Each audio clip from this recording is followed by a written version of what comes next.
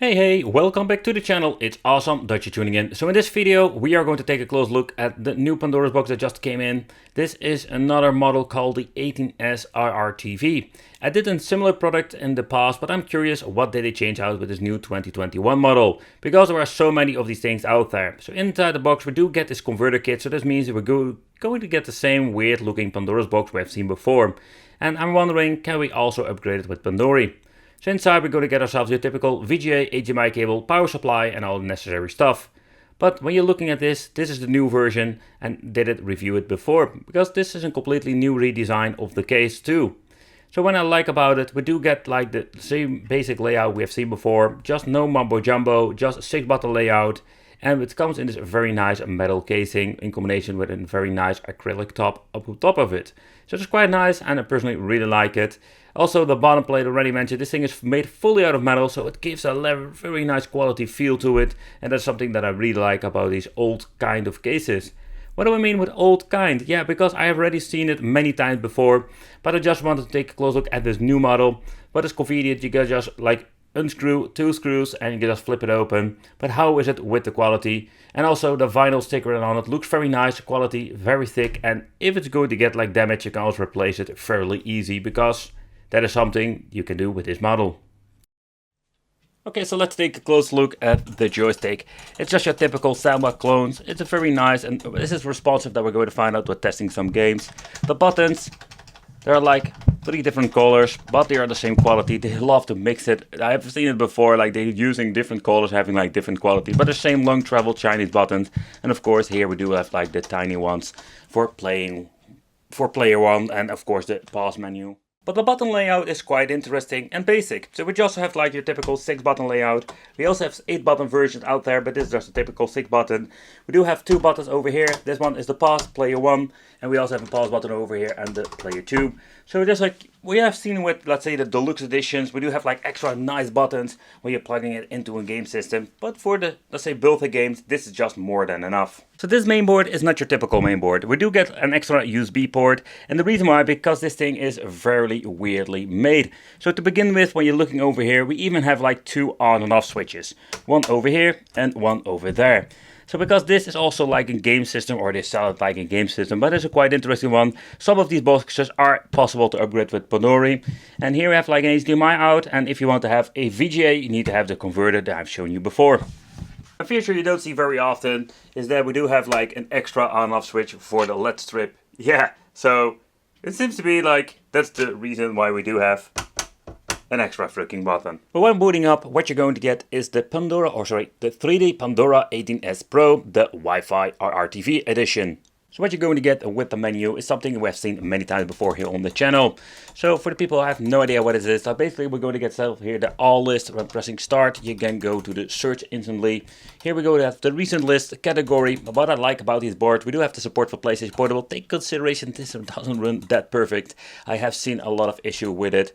But in the end, like some things are playable. For example, PlayStation 1 and 64 always be a mixed bag with these things because it's low power chips. We have like NES, Super NES, Game Boy Advance and Game Boy Color Classic. They're still using the freaking Xbox logos, but it's basically Mega Drive, PC Engine, and of course we do have some options to play some Dreamcast, but also this is going to be like a mixed bag when it comes to the performance, some MAME, like the same stuff we have seen many times before. Okay, so let's take a close look at the menu, because sadly there is no, let's say, big improvements. We do have like disabling the image optimization, or you can put in some scan lines, but it's just the same stuff that we've seen many times before. We have to enter the game market, but I'm just a little bit disappointed. It's the same stuff that we've seen before.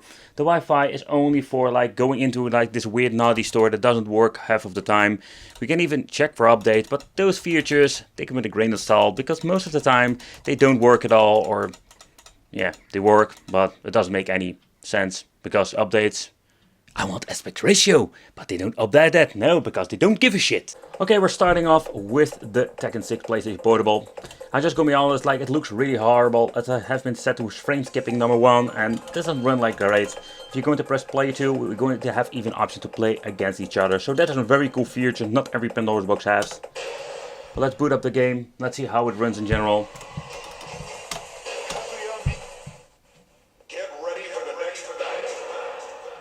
Alright, so let's see what we're going to get with this. Of course we have the shaking feet. See, that's the problem with these bloody devices, that we do have always like the same issues over and over time. They don't improve anything. Or they can't, or they don't just give a shit. So let's see what happens when I'm pressing play 2. Here you can see it automatically goes into the versus mode. I think it's pretty damn cool that we do have this option with a couple of these PlayStation portable games. Let's see if we get out of it. You cannot do anything.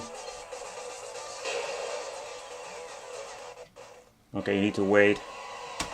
And now we can get out of the game. But also the save function still have the same issue with that. Because the quick load, quick save doesn't work with PlayStation Portable, PlayStation 1 and a lot of other systems.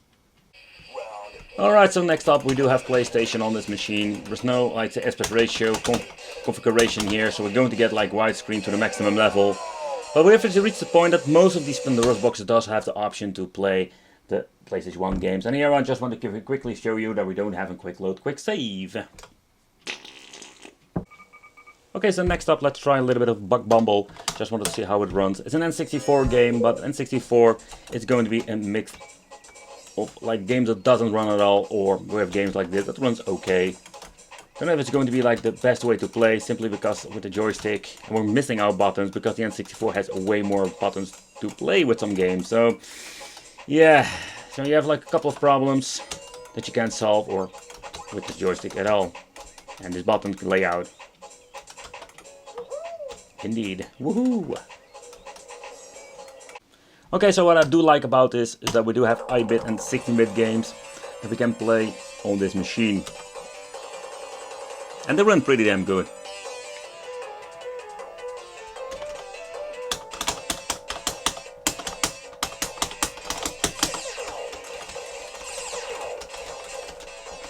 Now the question like, which button should I press to shoot?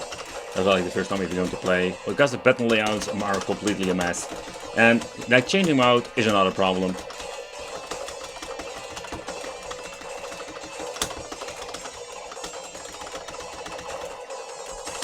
But here you can see like the 8-bit, 16-bit stuff does have the option to make a quick load, quick save. The same issue that I've seen before. Okay, so next up I wanted to try out, of course, the MK game from MAME, because that's the ultimate tech test. But the weird thing is with this is like, the loading times are so freaking long. And that is not the case with every single Pandora's box, so I don't know why this is with this certain model. Alright, so let's take a close look at the Mortal Kombat game, because it's going to be quite challenging to beat this chick, because it's going to be freaking annoying. Just lay down. I'm going to get my ass whooped here. But seems to be this game runs just fine. So these casings are not the worst ones. Simply because when you're looking at the design, we do have the hinge, they can just open it up. I really like it, you will need a screwdriver to put it in position. So when it comes to the quality, I do see some difference over here. They are using a completely different kind of a joystick, but it is not, like say, responding that poorly. I must say, and overall, I'm very satisfied with that. The buttons, yeah, your typical, like say, buttons, but they are using the translucent editions now. So over here, we do have the original cable tree, not the weird stuff that we've seen before with special encoders. We don't have like your typical cable that you need to plug in there. The same goes for the other ones in here. So there are some changes then when you're looking at the mainboard, especially because this is a mainboard we did have seen before, but this is kind of weird one, simply because this is more like a weird Android box they completely converted, or that is a thing that I've seen in the past. So let's take a close look at that. I'm curious if this thing is the same like the previous one. They call it the 18S RRTV, but you can see like sometimes you find the same mainboards only with a completely different name. Another thing I'm wondering, can you upgrade it with Pandora software, because we would make this thing so much better. Okay, so let's remove the final cables, but I need to be careful that I'm not going to switch these two, otherwise I'm going to mess up the mainboard. Because one is for the LED strip and the other one is for the speaker in here. And the speaker is your typical speaker that we have seen before with your previous Pandora's boxes. They go quite loud. But the way how they made this 12-volt line over here is absolutely laughable. Look at it. Look what they did. They just like slammed in this 2-pin connection because it doesn't fit. Oh boy. But we have seen this mainboard before. I already told you this is like this weird looking like Android box converted model with a special PCB for the connection with the normal, let's say, Pandora's box. That also explains like why you have 3 USB ports, because in the normal like Pandora's box we don't have this. We do have this tiny like cooling block over here, RAM modules, but when it comes to cooling, it's completely passive. I must say, it does an okay job because this thing is getting really hot, and in the end, like, it can basically like use this full metal plate for basically getting the heat from the chipset. Quite interesting concept. I have seen it before. They also sell this thing like a separate game system because you can plug in some controllers from most of these devices and just play 4-player or 2-player. Quite interesting. So basically we're back to the basic when it comes to the case itself, but not in a very bad way, because I personally really love these cases. You can open it up, you can basically like clean them fairly easy, and if you want to replace something, you can do it like plug and play. And that's what I really like about it. But this is what we're going to get.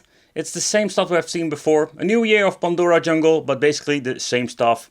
Yeah, the 18S Pro RRTV. I'm wondering if we can upgrade it with the Pandora tool, because it's the same board like the Pandora games. No, wait. Pandora Saga 3D. Yeah, like those names are like absolutely like crazy. Let me know in the comments what do you think of this, what do you think of the box. Well, thank you for watching, consider subscribing, hit that little bell, become the Wicked family, and I will see you in the next video.